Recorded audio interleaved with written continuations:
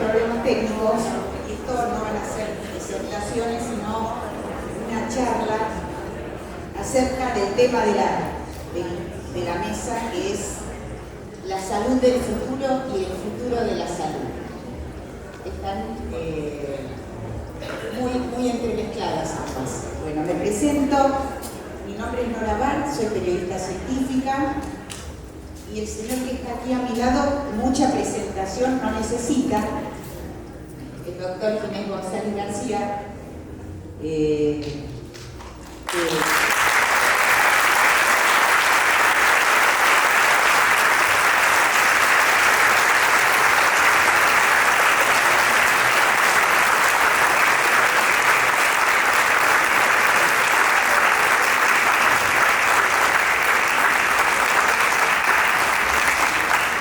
como decía, mucha presentación no necesita, así que vamos a obviar eso. Sabemos todos que fue el pionero, digamos, uno de los pioneros del sanitarismo en el país. Creó una escuela de sanitaristas que se perdura todavía en la Universidad de Salud, además de ministro de Salud y etcétera. ¿Graduado en Córdoba? Graduado en Córdoba, sí, de Juancito. Pero me fui a Córdoba viviendo en Buenos Aires desde 15 años. ¿Ah, sí? Sí. En realidad era porque me contaban, bueno, ahí hay gente de Córdoba, buena amiga. Porque me gustaba todo el ambiente romántico, que me contaba mi papá que había estudiado en Córdoba, no era médico de otra carrera. Y nada, yo quería vivir eso. Y viviendo en Buenos Aires eso era muy difícil. Pero claro, a mí me parece que lo difícil es entender cómo mis viejos me dejaron en Córdoba a 15 años. Yo quisiera ir, bueno, tiene muchas cosas los 15 años, pero que te dejen ir a Córdoba 700 kilómetros en esa época, que era mucho más pobre la comunicación. Bueno, pero fui y me fue muy bien. Sin internet, sin WhatsApp. Sin los viejos. Sí. Desde el punto de vista de un jovencito de esa edad, me imagino que debe haber sido un desafío, pero a la vez un escenario así espectacular, ¿no? Por la libertad, la experiencia de tener que resolver todo, digamos, solo, libre. No, pero era muy solidaria en ese momento, Córdoba, lo habían de estudiantes, era una especie de gueto estudiantil, íbamos todos ahí, era muy lindo. Pero a los 15 años ya a la facultad, ¿no? A terminar la escuela secundaria. A la facultad, bueno, eso no lo sabía. Y eso que nos conocemos desde hace mucho, ¿eh?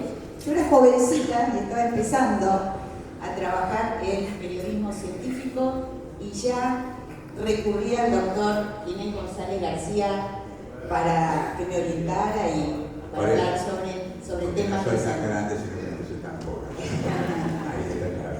Así que son décadas, pero bueno, ese detalle no lo sabía. Sí, este iba a ser un conversatorio, pero bueno, primero tengo que felicitar, a los organizadores, a David Armando, una cosa increíble lo que han logrado, una comisión directiva, son trabajo de todos, el éxito, la cantidad de gente.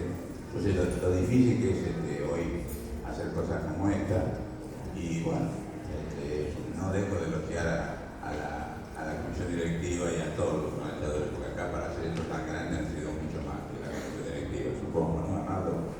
Efectivamente, y además con orgullo que la salud pública tenga esta convocatoria, esta presidencia en la Argentina, y por supuesto ahora viene la otra parte, no es que porque es un conversatorio no es un escritorio, es un living hablando de todo, pero bueno, y por eso yo estoy sentado así, para mirarlo un poquito a ustedes, un poquito a ella que me va a preguntar. Toda la explicación. Sí, hablar sobre la salud del futuro siempre es como lo primero que piensa es en los grandes temas fantásticos de ciencia ficción, ¿no? Pero tenemos que pensar que partimos de un rompecabezas gigantesco, porque casi no hay sistema sanitario en este momento que pueda declararse lo que uno consideraría, entre comillas, exitoso. ¿Exitoso en qué sentido? Los retos son tan grandes que hasta las recetas que parecen más lógicas, más consistentes, es difícil implementarlas, ¿no? ¿Cómo partamos de ahora? Eso ahora voy a cuenta de insatisfacción de la gente, en cualquier lugar, no es solo acá, es notable. El sistema, la gente está más sana que nunca y el sistema está más enfermo que nunca. Y eso obviamente es un tema que ya viene hace unos cuantos años y que realmente toda la idea de lo que uno escucha en la bibliografía internacional, lo que ve, lo que transita cuando hacemos módulos internacionales para ver lo que hacen los otros, es todo mismo. Los problemas son bastante comunes y no por esto es una excusa, pero realmente lo que sí también es que si los problemas son comunes y es nuestro particularmente, creo que le da más fuerza a la idea que venimos diciendo hace bastante tiempo de la reforma. Hoy casi uno se baja de un avión y pregunta cómo está el sistema de salud y dicen, lo estamos reformando. Eso es inexorable. Después viene cómo y qué grado de satisfacción tiene. Porque los sistemas se miden, para mi gusto, de dos cosas básicamente. Primero de los resultados, ya decimos paradigmatismo, longevidad de vida, esperanza, bienestar, bueno, eso sí tiene que ver. Y la segunda cosa es la satisfacción, que tiene que ver con un sistema tan brutal, un esfuerzo tan extraordinario de toda la comunidad, tiene que ser para que la gente esté contenta. Y paradójicamente nunca tuvo tantas chances el sistema de servicio de salud para ayudar a la gente o cuidar a la gente, y así la gente siente que está desamparada, que se inscriba en un laboratorio, que si no tiene la salud que necesita es porque le faltó plata, o el médico que la atendía, digo, el médico como cualquier otro profesional no sabe lo suficiente. Entonces, es un tema, obviamente, con mucha profundidad sociológica que hay que encararlo totalmente, porque el problema que está pasando últimamente es que empiezan a estar desconformes los que están afuera y los que están adentro. Y eso ya es complicado, porque lo que estamos adentro transmitimos esa inconformidad. Usted mencionó, por supuesto, como todos los problemas complejos, complejísimos que tenemos que enfrentar en este momento, desde el cambio climático hasta el problema económico. Justamente usted acaba de mencionar que el rompecabezas de la salud pública tiene componentes innumerables, ¿no es cierto? Uno es, digamos, cultural, social, socioeconómico, particularmente yendo a la lista económica. Se invierte, pero siempre se necesita más, y en particular en nuestro país, que en principio no invierte poco en salud pública, y podemos ofrecer una salud pública de la que carecen muchos otros países de la región. Los economistas de la salud suelen mencionar que hay un problema, hay un nudo que parece difícil de desarmar por la superposición de seguros, ¿no es cierto? Nuestro país es un país federal, cada provincia organiza, digamos, dentro de las normativas nacionales su propio pequeño sistema de salud, y a veces hay mucha superposición, y además el gasto propio, el gasto de las obras sociales, de las prepagas. O sea, ¿cómo se podría organizar eso para que no haya malgasto o gasto repetido en la salud? Pregunta. A ver, las democracias occidentales, todas, o casi todas, no todas, salvo Estados Unidos, posguerra mundial, por Segunda Guerra Mundial, crearon el Estado de Bienestar. Y el Estado de Bienestar se creó para darle todo a todos. Y eso funcionó. Pero claro, en ese momento, darles todo era no darles mucho.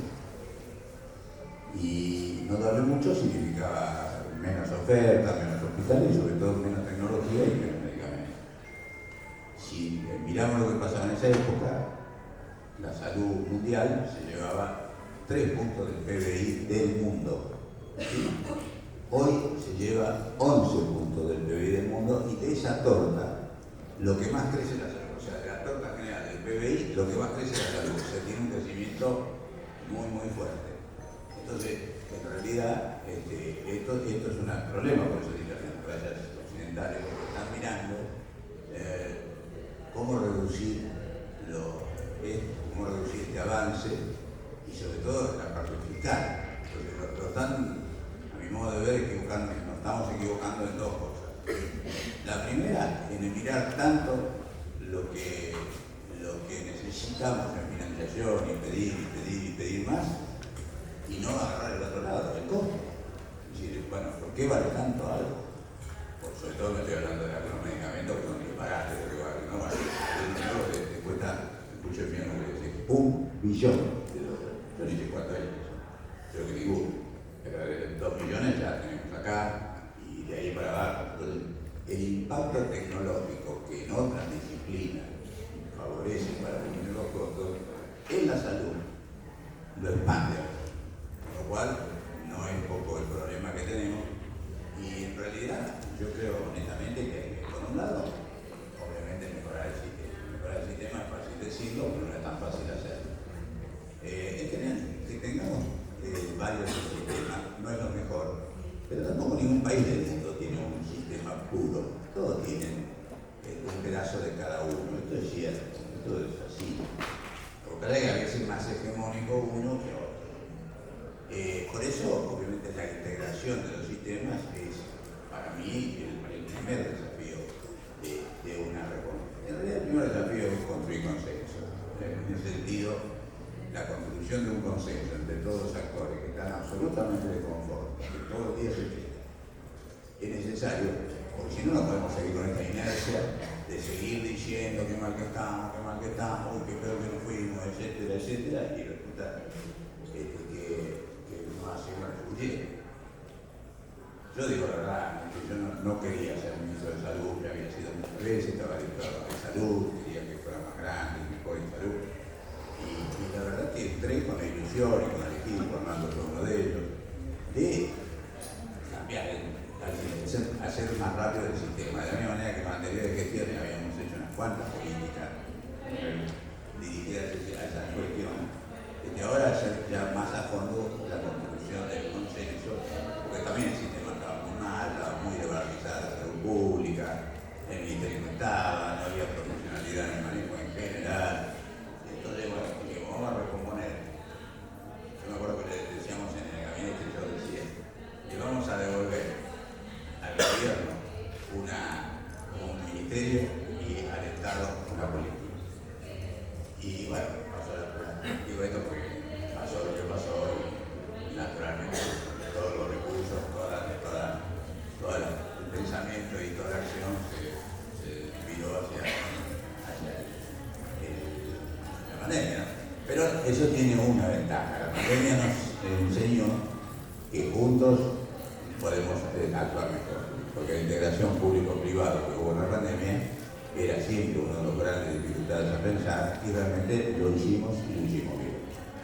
Entonces, si yo tuviera que decir que obviamente la pandemia no podemos tomarla como útil para nada, pero nos enseñó algunas cosas que tenemos que hacer y que hicimos ahí, salieron bien, y también nos enseñó un poco una de las cosas que más fuerte están hoy en la reforma del sistema de salud, que es la digitalización. O sea, la medicina digital viene con un avance impresionante, y es mucho más que la telemedicina, que la receta electrónica, que la historia clínica electrónica, que por supuesto son parte de ella y muy bien, es mucho más que eso. Y eso, en general, tiene puntos. El primer punto que tiene la telemedicina es el enorme, ¿cómo decir? A ver, primero, todo esto sirve muchísimo para, no la telemedicina, sino todo el área mucho más global. Sirve para mejorar la capacidad de gestión, mucho, pero no solo en los hospitales, Los hospitales es brutal, y ahí en Argentina ya hay hospitales que están haciendo, hay varios hospitales que están haciendo y ya tienen todas las dificultades que tiene la tecnología nueva, que es justamente la cultura, porque necesitas hacer el cambio cultural a la incorporación tecnológica. Esa es la primera. La segunda sirve para la interrelación dentro del sector, que siempre es un problema de comunicación. Bueno, la historia clínica única, por ejemplo, sirve para que todos estemos donde estemos, sepamos cómo es la historia clínica del paciente. Y la tercera cosa, que para mí es más importante, por lo menos medio subutilizar, es extender el sistema hacia la gente, y entonces ahí sí trabajar hoy las prevalencias son las electrónicas, y las que van a prevalecer mucho más.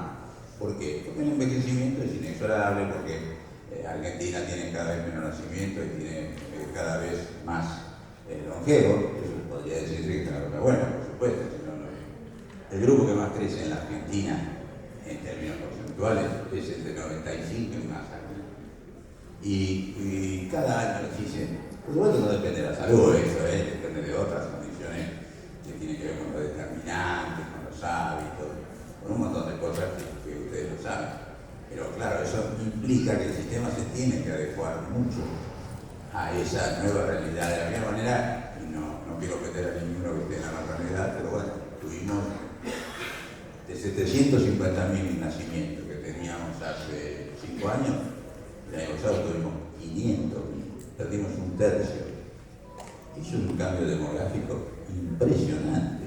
Pero eso tenés que mirar qué pasa afuera, porque si no, seguís programando y planificando con lo que pensás en maternidad. No digo que no haya que ver, entiéndame lo que quiero decir. Lo que hay que tener en cuenta, y lo otro que hay que tener en cuenta, es el enorme cambio cultural que tiene la sociedad. Y ese cambio cultural se hace distinto, no se hace distinto. Mucho más a los jóvenes, que son hijos de las nuevas tecnologías y manejan ellas mucho más que nosotros, que somos analfabetos digitales, por lo menos en el caso mío. Pero eso hace naturalmente que si uno quiere empoderar a la gente y hacerla partícipe de su salud, necesita tener el apoyo de todo lo que significa la tecnología digital. Y eso es una cosa muy concreta, para seguir a la crónica, para que consulten digitalmente, para que tengan capacidad de preguntarse cómo pedir la atención primaria al hospital. Por eso yo creo, si a mí me dicen qué cosas yo elegiría para empezar una reforma, elegiría primero gobernanza, a partir del consenso. Si no tenés un liderazgo y un poco de gobernanza en un país federal, cada cual hace lo que quiere y son 24 tribus. En segundo lugar, integración intrasectorial. ¿Gobernanza significa centralizar más el No, nosotros somos un país federal y no podemos centralizar. Gobernanza significa, a partir de un acuerdo que alguna vez hicimos en el COFESA, yo que muy solemnemente a mi pueblo, que es San Nicolás, le hice el Acuerdo Federal de Salud, poniéndonos de acuerdo con todas las provincias para hacer el plan nacional. El plan federal después lo seguimos. Y bueno, obviamente, y también lo hice en la provincia, en el Pacto Federal de Salud. Digo que no hay ninguna posibilidad de hacer una reforma si no tenemos una construcción de consenso. Y eso no solo implica la fuerza política, que no es fácil hoy el consenso, la verdad.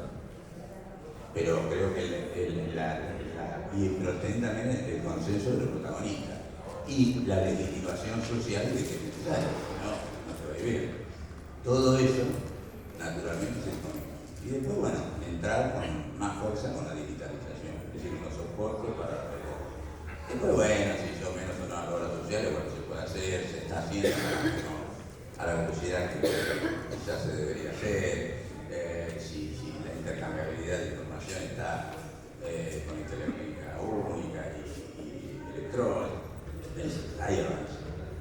Yo creo que es un desafío, porque a ver, todos hablamos de la pobreza, ¿no? La pobreza obviamente es un dolor para cada uno de nosotros, mucho más a los que venimos de un lugar políticamente que a nosotros nos duele, no sé si más, pero nos duele mucho. Pero lo que no podemos tener es pobreza de ideas. Ahí los argentinos hemos sido siempre ricos. Entonces hay que buscar lo mejor del conjunto de la sociedad para hacer los cambios necesarios. Es cierto que, bueno, y eso creo que ahora es un desafío, pero yo creo que estamos maduros. Yo soy optimista, que logremos ese tipo de acuerdos en el próximo gobierno, 4 o 5 temas. No digo porque ya al final poco puede hacer y lo que quiera hacer se lo debaten, se lo critican con necesidad electoral, con lo cual es muy difícil hoy hacer ninguna cosa estructural de fondo, ¿no? No me no quiero ir del tema económico sin hacerle una última pregunta sobre ese punto y después hay otros para pensar el futuro de la salud. Recientemente, expertos del Instituto de Efectividad Clínica y Sanitaria presentaron un método, una tecnología para calcular qué gastos son considerados efectivos u óptimos para cada país, digamos, sobre datos de 174 países. Del mismo modo, hay en distintos países agencias de tecnología y de medicamentos que analizan, evalúan, porque como usted acaba de mencionar, los gastos llegan a extremos que son, ya, si no fueran tan dramáticos, serían incluso, uno no sabe si reírse o llorar, porque a veces incluso con moléculas desarrolladas por sistemas públicos que compran y luego venden a precios. Entonces, pero la sociedad muchas veces es resistente a esos límites, porque dice, si existe este medicamento para una enfermedad catastrófica, ¿por qué mi hijo o hija no lo pueden tener? ¿No? Es como que los límites que se imponen ya los límites son difíciles de aceptar, ¿no? En general, pero los límites en salud son aún más difíciles. ¿Usted está de acuerdo con establecer agencias de evaluación de medicamentos y tecnologías que puedan decir, bueno, esto sí, esto no, y va a haber que quedar gente afuera, por supuesto? Sí, primero sí, entiendo la pregunta mía. En realidad yo lo que creo es que no estamos equivocando, porque estamos trabajando mucho en conseguir la plata y a veces en conseguir la plata de la sociedad, como esas colectas que se hacen con una enfermedad rara, para un chico, una nena, siempre eso. Y no nos ponemos a hacer lo que hay que hacer para lo que el precio o el costo, si queremos ver esas. ¿Cómo va a poner un medicamento millones de dólares? No me parece que haya que ser muy experto. Y esto es un problema mundial, no es un problema nacional. Obviamente nosotros, por menos disponibilidad, es un poco más grave, pero hoy todos los sistemas se están quejando brutalmente de esto, pero ninguno ataca con fuerza la idea del costo, y eso no va a patente, obviamente. Pero yo creo que uno quiere la investigación, alguna vez propuse en Ginebra que hiciéramos un fondo para financiar la investigación de manera tal que no nos dijeran que costaba caro por todo lo que había sucedido para llegar a ese producto como investigación. O sea, que le diéramos un dinero conjunto y un fondo conjunto, esa por supuesto no pasó. Pero quiero decir, yo creo, primero, eso que tenemos que juntarnos en el precio de determinados productos de tecnología. La segunda cosa, tenemos que hacer la cosa mejor. Si hacemos la cosa mejor y con mejor gestión, hacemos más cosas con el mismo dinero o con el mismo dinero gastamos menos. Eso es inexorable. Yo tengo un librito que a mí me gustó mucho, quizás el que más me gusta, uno se llama Más salud por el mismo dinero, del año 97. Uno dice en el 97 con este avance del mundo, mami, la quedó fuera de todo. Y el otro día lo leí porque lo encontré, bueno, no importa, en las cosas de mi padre, que además era el primer número y yo había dedicado a él, el primer libro del colegio. Y la verdad, digo, chicos, decía lo mismo que hoy dicen todo con respecto a esto, ya. No me puse orgulloso de mi capacidad predictiva. Me puse avergonzado de que sea 25 años que yo decía lo mismo y todavía no hicimos mucho. Eso es y en ese sentido, yo creo que hay una conciencia de gestión, como dije antes, sirven mucho todos los instrumentos que hay hoy tecnológicos. En ese sentido, tenemos que gastar menos y sobre todo tenemos que gastar mejor. No estamos gastando bien, eso tiene que ver con la fragmentación, un montón de cosas que hay que ver, pero no estamos gastando bien. Pero vuelvo a decir, si ustedes me preguntan a mí, ¿se puede hacer una reforma con lo mismo que gastamos ahora? Por lo menos no de Estado. Todo tiene que tener una forma. Los sistemas de seguridad social en el mundo, o sea, nuestras obras sociales, en realidad ya todos no viven de salario. O sea, el salario es una parte de las obras sociales, los aportes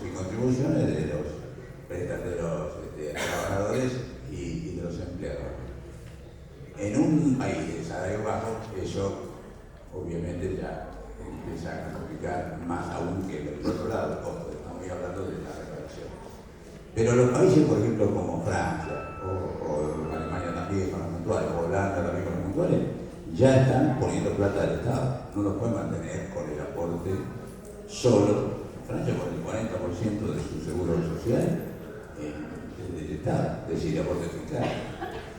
Entonces, y después viene una discusión hasta más de fondo. Hay que gastar bien, hay que tratar de que rinda más el dinero. Todo eso lo digo y enseño, o trato de enseñar en gestión y tratamos de enseñar en la universidad nuestra. Pero en realidad también es medio discutible hasta dónde uno, por supuesto, no lo gasta un toque, pero después por esto. Y yo no sé, sociedades opulentas que están con el segundo acto, con esto y el otro, no sé por qué tienen que ser tan estrictos el tema de no pasarse en el gasto. ¿No? Creo que hay que. Yo no haría una reforma si no tengo los pesos, ¿no? No digo una locura ni que curamos todo.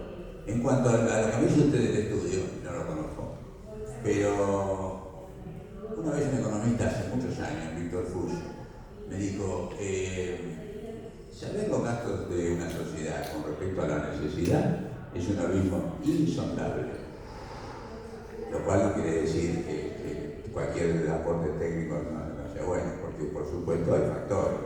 El envejecimiento es un factor, no solo el costo de la tecnología, que es importantísimo, como lo dije, pero también el envejecimiento implica más demanda, más utilización, más necesidad, más gasto.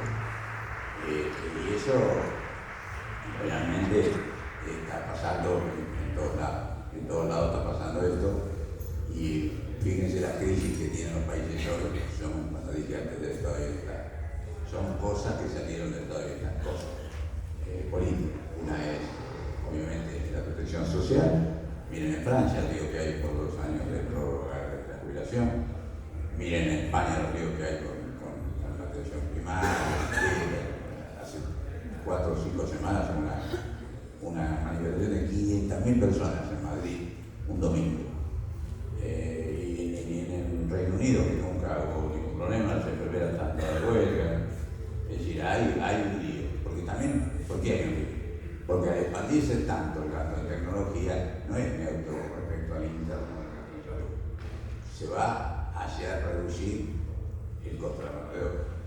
Y nosotros que somos mano de obra intensiva, y es bueno eso, nosotros como personas, como profesionales, como trabajadores de la salud, esa es una ventaja hacia el futuro. Es decir, por mucha tecnología que haya, la demanda de personal profesional y no profesional de salud es absolutamente clara con respecto al futuro. Es más, se está viendo ya, hoy hay necesidades insatisfechas en nuestro sistema. En ese sentido, los que sean estudiantes o los que estén tranquilos. El problema es el futuro, ¿no?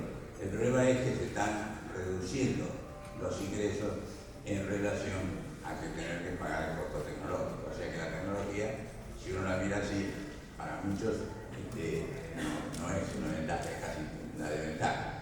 Que algunos tengan ventaja porque venden tecnología, eso es otra cosa. Pero es lo que está pasando hoy con las residencias. Los que quieren entrar a residencias son los que tienen tecnología asociada que pueden cobrar. Los que son los grandes clínicos, como los pediatras, o los clínicas médicas, o los psiquiatras, no tenemos problemas con gente que no va a las residencias por primera vez. Un hospital líder en América Latina, como el Garrahan, se le quedaron sin cubrir vacantes a las residencias. Eso es una alerta brutal. Y también el Hospital de Niños de la Plata es una alerta brutal, porque ¿qué pasa? ¿Qué dice eso? Si te pasa eso hoy, dentro de 7 o 8 años no tenés pelear. Entonces, y eso es uno de los temas que no dije. Hoy hay que mirar mucho más a recursos humanos, calificados, con capacitación permanente, con soporte tecnológico, con inteligencia artificial, con todo. Pero también hay que hacerles creer y entender y convencer, sobre todo, que la tecnología es a favor, no es a favor. Justo aborda el próximo tema que me parece que es importante para pensar el futuro de la medicina, que es la tecnología, no por el costo, que sí, por supuesto que es un problemón, ¿no? Cuando estamos hablando de órganos de cultivo, terapia génica, todas cosas que, como decíamos, es un cliché, pero son de ciencia ficción, pero están ocurriendo. Uno no puede imaginar que eso sea para todos, porque el costo de cada una de esas tecnologías avanzadísimas va a ser también altísimo, ¿no? Pero al mismo tiempo, hace unos años tuve la suerte de asistir al Congreso de la Organización Mundial de la Salud a los 40 años de Alma Ata, y la receta que dio la Organización Mundial de la Salud,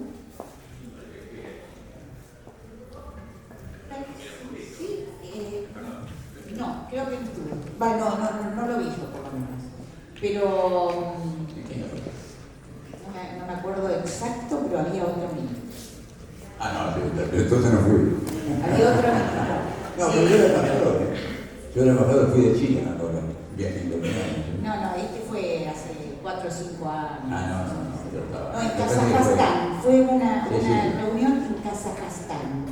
Uno de los lugares más difíciles del mundo, ¿no? Muy interesante, pero lo que se repitió a lo largo de toda la reunión fue volver a la atención primaria. De hecho, yo fui con un grupo de periodistas y nos hicieron un tour, digamos, entre comillas, por el sistema de atención primaria que tenían ahí en Kazajstán, todo centralizado. Hay que pensar que es un país que no tiene tantos millones de habitantes como nosotros y además otra historia, otra cultura, eran nómades, y ellos establecieron, digamos, el sistema de cápita. Entonces cada médico tenía a su cargo 1000 y pico de pacientes y se tenían que ocupar de seguirlos y derivarlos, ¿no?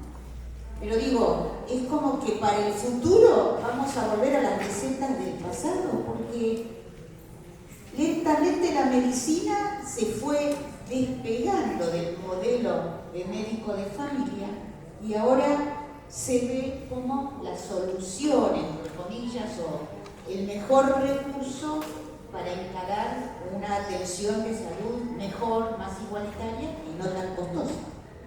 Cualquier propuesta política en el mundo y en Argentina también siempre habla de darle fuerza a la atención primaria, basar el eje en la atención primaria, para tener resultados. Actualmente una prioridad del escrito y una posteridad de la acción. En el sentido, estoy tranquilo porque siempre se puede hacer más, pero yo traté siempre de reforzar la atención primaria. Y creo que en eso se llama remediar, se llama comunitario, tengo un montón de programas, construimos un montón de programas que quieren hacer, que suelen sumar. Pero yo creo lo siguiente, creo en eso, pero fervientemente. Es cierto que hacemos, pero no por ser viejo hay que hacer. Bueno, lo que hay que hacer es acomodar las dos cosas, que son las nuevas tecnologías y la nueva cultura. Entonces, ¿qué quiero decir con esto?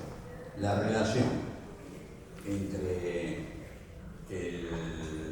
la atención primaria y los hospitales es uno de los desafíos del mundo. Tiene que ser mucho más fuerte y en eso, por supuesto, la capacidad de una tecnología vinculadas a la salud es brutal. La digitalización ahí es soberana. Pero hay un tema, yo casualmente lo hablaba con una profesora nuestra que está acá hace un par de días, que es el vínculo entre la atención primaria y las personas. Y hacer que esta continuidad de atención llegue a todos. Y eso es la digitalización. Y tenemos, no estoy hablando que tengan todos una máquina feroz, pero así se hace electrónica, así le das posibilidades para el autocuidado, así le das así le das el menú que tiene que cumplir cada día su medicación. Es decir, no hay vuelta, pero es una televisión muy fuerte en donde verdaderamente el enfermo es protagonista y no es simplemente un consumidor de atención médica, que tiene que ir al hospital, haciendo atención primaria. Y eso me parece que es no solo desde el punto de vista ético, sino también desde el punto de vista de lo que necesita el sistema de manera tal, por el tipo de enfermedad que tiene, que haya esa continuidad. Y eso es posible gracias a la nueva tecnología. Eso nos lo da otra Antes no se podía hacer. Podía ser organizaciones barriales, trabajar en prevención, trabajar en promoción. Lo que estoy diciendo es que sería esto también de esta manera entre la atención primaria y los individuos. Hoy lo que da, vuelvo a decir, esta nueva tecnología, por eso creo que la nueva tecnología es buenísima. Y el caso, a ver, no puedo. ¿Qué pasó? Pasó muy rápido todo y en 5 minutos tendríamos que ir cortando. La dictadura del tiempo, digo. No tenemos tiempo para alguna pregunta del público. Sí. Una, dos. No le hagas Debo decir que la atención primaria es un ideal que la verdad que desde el punto de vista del usuario no se ve en la realidad. La mayoría de las prepagas, de las obras sociales, incluso de los hospitales, no tienen aceitado el tratamiento del médico de familia, ¿no es cierto? Que uno vaya primero a ese profesional y después lo que se hace en general, tal vez no sea la realidad en todas las zonas del país, pero por lo menos en la ciudad de Buenos Aires, en las grandes ciudades, es ir directamente al especialista, ¿no? Y la verdad es que incluso los trámites burocráticos y las demoras hacen que muchas veces las personas, también se habla mucho de prevención, pero es difícil plasmarlo porque está tan lejos, o el médico o la médica, es tan difícil conseguir turno, llegar al consultorio. ¿No tienen que salir más los médicos del consultorio y médicas, o enfermeras y enfermeros o agentes sanitarios, en lugar de esperar que el paciente vaya? Salir más a buscar a los pacientes, a las personas, incluso con personas para hacer prevención. Tiene que salir, yo creo que lo tiene que salir la información. Y en ese sentido, usted sabe tanto como yo, que los determinantes son fundamentales. Es cierto que el consejo del médico es muy leído, muy observado. Pero también yo me vuelvo loco, por ejemplo, cuando veo la televisión y veo a un señor que es un ídolo de la Argentina, yo lo admiro, mucho así, medio kilo de colesterol y triglicéridos, cuando el problema principal global para mí de la Argentina hoy es el sobrepeso. Claro, lo que digo, entonces uno puede hacer política de muchos lugares para hacer prevención y promoción. ¿Cuál es el problema de la prevención?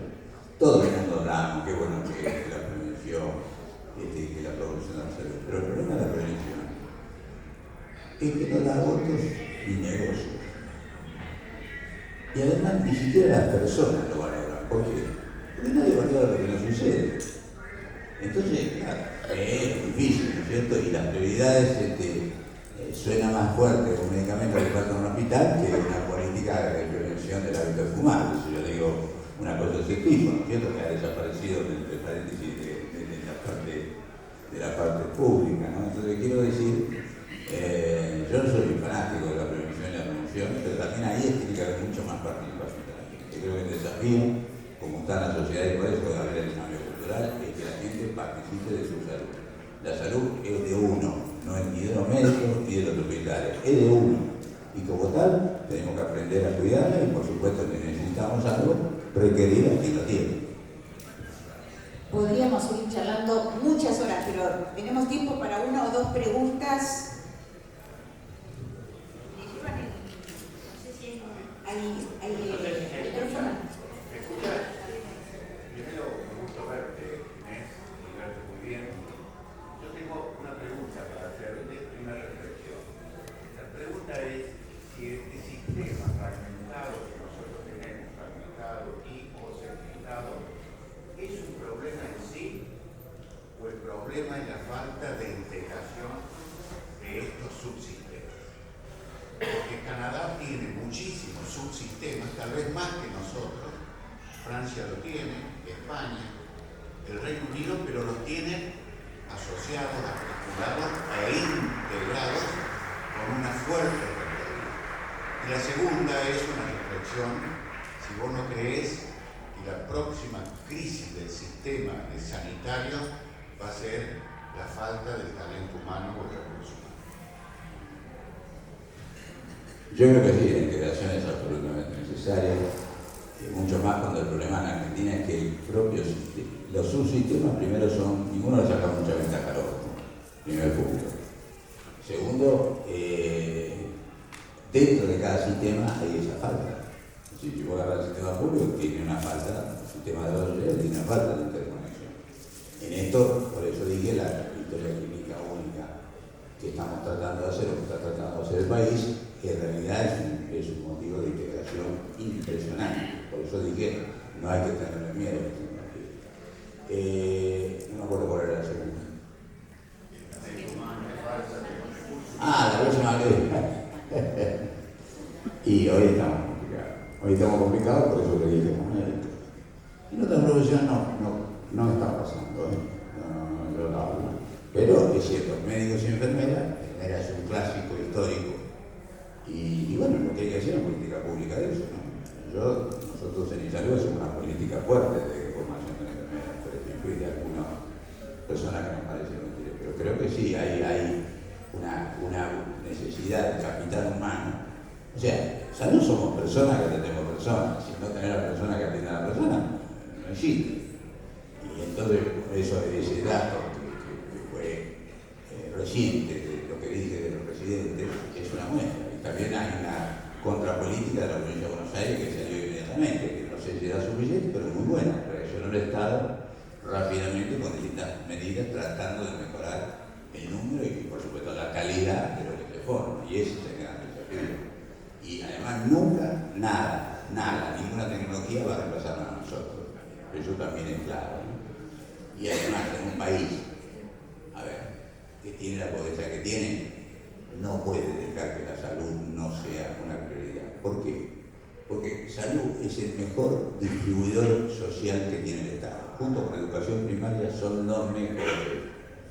Porque si una persona está enferma, no puede darle lo único que tiene, ahora me pongo en economista, no lo soy, ¿no?, al mercado de trabajo, que es su capacidad de trabajar, porque los pobres se enferman más, y ese momento nunca tiene protección de esa enfermedad, nunca nada. Entonces, obviamente, el activo de los pobres, para ponerlo al mercado, para hablar como si fuera economista, es su capacidad física de trabajar. O sea, si no lo cuidamos, ni siquiera puede estudiar. Entonces, ahí hay una función de salud, de equidad, que no tienen los estados. Estamos modernos cada vez tenemos más ricos que salen a diario, o sea, un tipo puede tener esta plata, y a su vez más pobres, que es lo que hablan menos. Y eso también pasa en los países centrales, no pasa acá. Yo tuve el fin de semana, fui para el 25 de mayo a Chile, y nada, me quería morir, porque yo se lo decía a ellos. Tengo amistad personal con el presidente, con la presidenta, pero le decía, no puede ser que sea el país más exitoso económicamente en crecimiento de América y el menos exitoso en distribución. O sea, nosotros tenemos que resolver el problema de distribución. Como parece que la política y los impuestos y todas las cosas redistributivas no funcionan en Argentina lo suficiente, bueno, nosotros tenemos que darle más áreas y más dinero a las áreas que redistribuyen equidad. Que redistribuyen medicamentos, que dan el seguro social a todo el mundo, que cubren un montón de cosas que no se cubren en otros lugares. Bueno, claramente, pero es un desafío. El desafío de la equidad, que es la otra cosa que uno tiene que buscar en un sistema, yo diría de disminuir, para no ser ostentoso, tiene que disminuir la diferencia que hay entre los sectores sociales. Porque una mujer de Buenos Aires o de Córdoba tiene 5 años más de esperanza de vida que una de Jujuy o de Salta. Y eso lo sabe vos mejor que yo, por eso te dije Córdoba, así no te pongas. Deberíamos evitar la hegemonía médica y tratar de pensar más en el equipo de salud.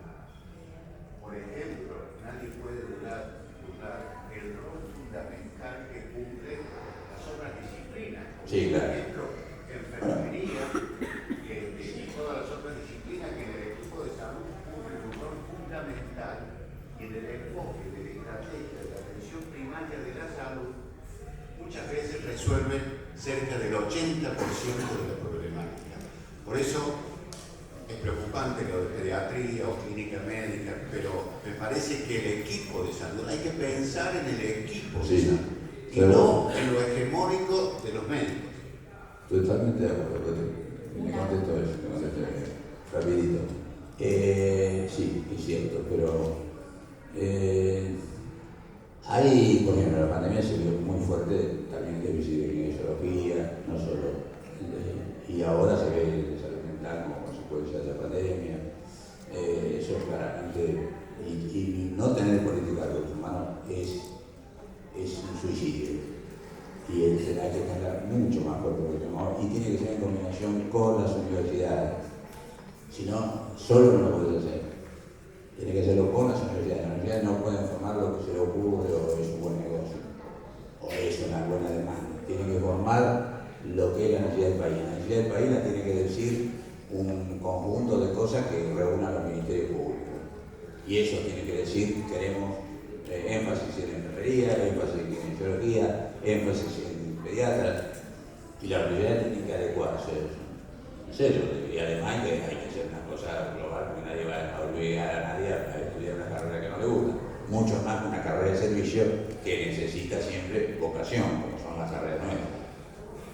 Y una última pregunta.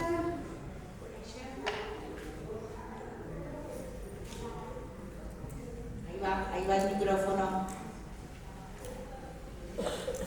Hola, buen día a todos.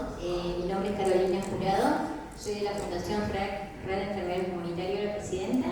Bueno, buen día, doctor. Me encanta lo que usted que nos refiere toda la información, esto de lo que me está contando, todo de la atención primaria, todo lo de la salud pública, el trabajo en equipo. Yo creo que también la parte humanitaria que estamos perdiendo en el equipo de salud, la empatía, ¿no? A veces nosotros tenemos la posibilidad de estar donde estamos, generar un turno en una persona que hoy la dificultad que tenemos en los hospitales o en los centros de atención primaria, sobre todo son los turnos. Entonces es una problemática que está, nosotros lo trabajamos de contacto en contacto como para facilitar el acceso a alguien que vive en el interior. Yo estoy en Córdoba, capital, soy de la provincia de Jujuy, y creo que esto es a nivel nacional, no es solamente en Córdoba, en Jujuy, es un problema nacional y que nos está desbordando a muchos que somos como referentes. Yo soy referente en la parte de los barrios de Córdoba, trabajo mucho en la parte de APS, voy a todos los comedores, los merenderos, a los sectores más vulnerables, en la cual soy la que hago una agenda y tomo contacto con los turneros como para facilitar y sobre todo aquellos que viven en el interior. Entonces por ahí las autoridades que están, yo creo que las autoridades competentes deberían generar redes, que la gente que trabaja en territorio, con la gente que estamos al alcance, con la gente que tiene necesidades, nos tengan en cuenta. Yo creo que hoy en día se está poniendo mucho, a veces decimos que trabajar con las universidades. Yo soy profesora en la universidad. Usted lo ha visto, que las universidades a veces también tienen muchas políticas, pero no una política hacia la parte de compromiso, ¿no? De continuidad y seguimiento. Yo creo que cuando uno está en el territorio se debe comprometer con el territorio y no hacer una intervención puramente esporádica. Tiene que ser una sistematización, como en salud familiar. Yo hice la residencia de salud familiar. También hice médico comunitario, estoy orgullosa, fui instructora, tengo la especialidad en salud social y comunitaria, una maestría. Tengo una maestría y estoy terminando mi doctorado, pero a lo que yo voy... Venga, usted. No, pero yo realmente me siento muy orgullosa de usted, yo lo sigo a usted, me gusta, yo aprendo, continuamente aprendo. Yo creo que el aprendizaje lo hacemos con la gente que vive en la calle, con la gente que necesita. Yo aprendo de ellos y aprendo de la universidad, pero yo aprendo muchísimo de ellos porque me pongo en el lugar, ¿qué pasaría si esa situación me pasaría a mí?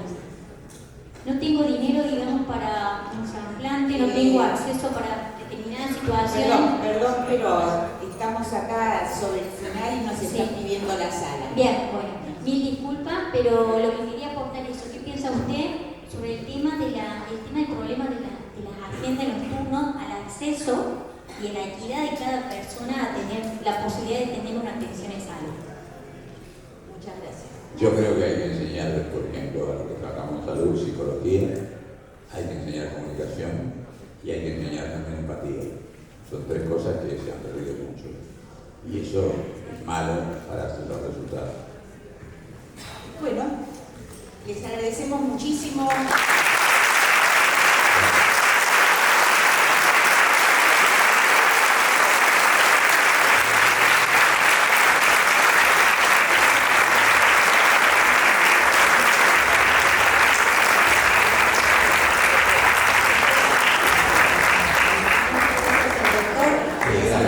Y lo que quiero es que tengamos el optimismo que debemos tener. Los argentinos hemos sido pioneros en grandes políticas del mundo y debemos serlo y debemos hacer las cosas que sabemos que hacen falta y que podemos hacer.